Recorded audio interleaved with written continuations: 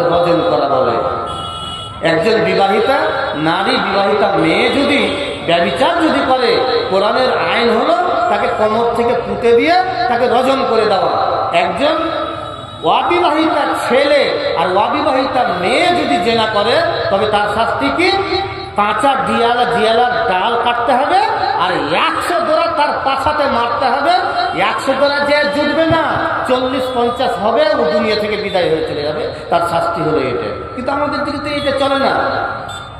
বিচারকেরা বসে আছে যে কুণ্ঠে ধরা পড়েছে, আর ধরা পড়েছে, ধরা পড়াই মানে 30,000 টাকা পকেটে আসবে। কিন্তু আপনি কি জবাব দিতে পারবেন? আপনি কি প্রস্তুত আছেন? আমি আগেই বলেছি, যদি করা যদি হয় হজম করার চেষ্টা করিয়ে, কিন্তু আপনাকে বাস্তব, আমি যতদূর পারবো, যতদূর জানি কোরআন হাদিস নিয়ে আপনাকে কথা বলবো।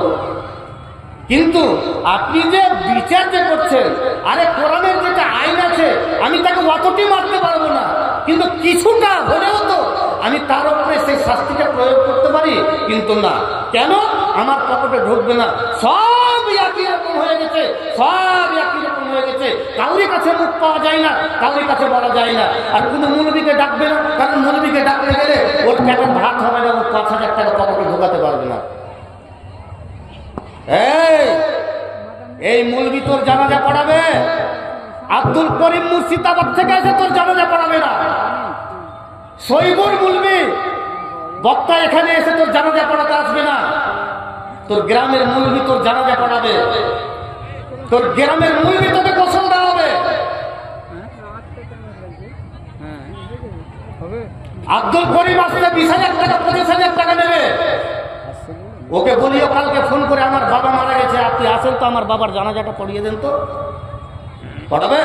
পড়াবে না। আপনার মসজিদের মৌলবী পড়াবে জানাজা। ভাঙা ফুটা ন্যাংরা লুভা যা আছে, আপনার গ্রামে যেই মৌলবীটা আছে সেই